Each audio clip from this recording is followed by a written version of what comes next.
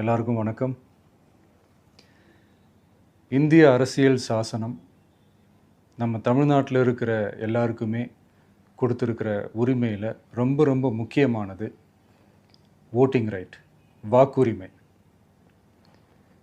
ஒரு மனுஷன் உயிரோடு இருக்கான்றதுக்கு அடையாளமாக இருக்கிறதுல அவனோட ஓட்டுரிமை ரொம்ப முக்கியம்.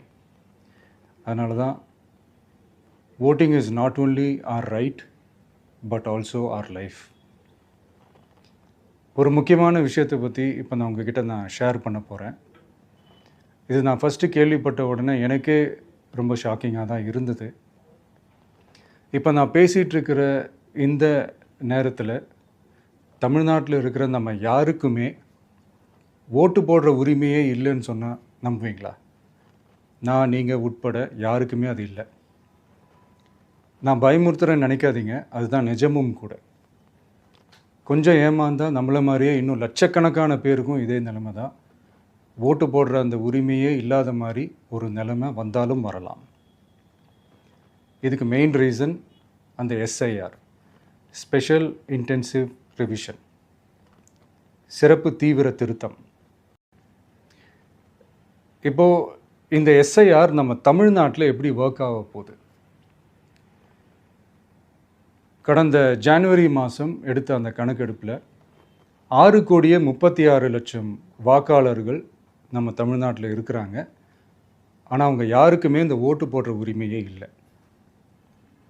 அந்த பிஎல்ஓன்னு சொல்லுவாங்க, பூத் லெவல் ஆஃபீஸர்ஸ், வாக்குச்சாவடி நிலை அலுவலர். அவங்க தான் வீடு வீடாக போய் அந்த ஃபார்மை கொடுப்பாங்க. அதை நம்ம ஃபில்அப் பண்ணி கொடுக்கணும்.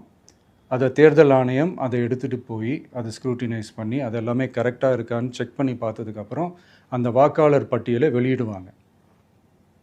அந்த வாக்காளர் பட்டியலில் நம்ம பேர் இருக்கணும், அப்போ தான் நம்மளால் ஓட்டு போட முடியும். அந்த புது பட்டியல் வர்ற வரைக்கும் நம்ம வாக்காளர்களான்றது அது உறுதியே செய்ய முடியாது. இன்கேஸ் அந்த புது பட்டியலில் நம்ம பேர் இல்லைன்னா அது ஒரு தனி ப்ராசஸ், அது ஒரு தனி ஃபார்ம், அது ஒரு தனி கிளைம்ன்ற மாதிரி அது ஒரு வேறு வேலை. ஸோ இந்த மாதிரி நிறைய சிரமங்கள் குழப்பங்கள் இருக்கிறதுனால மக்களுக்கு இது மேலே ஒரு கன்ஃபியூஷன் ஒன்று இருக்குது. இது என்ன வெரிஃபிகேஷனா இல்லை ஒரு மறைமுக ரீரெஜிஸ்ட்ரேஷனா இல்லை இது ஒரு நியூ ரெஜிஸ்ட்ரேஷன் மாதிரியே தானா அப்படின்ற மாதிரி நிறைய கன்ஃபியூஷன் இருக்குது. அவங்க செய்ய வேண்டியதெல்லாம் ஒன்றே ஒன்று தான். இந்த மாதிரி வீடு வீடாக போய் அந்த என்யூமரேஷன் ஃபார்ம் நம்ம ஃபில்அப் பண்ணி கொடுக்கும்போது அதுக்கான அக்னாலேஜ்மெண்ட்டை அந்த பிஎல்ஓ அந்த ஆஃபீஸர்கிட்ட இருந்து நீங்கள் வாங்கிக்கணும். அது ரொம்ப ரொம்ப முக்கியம்.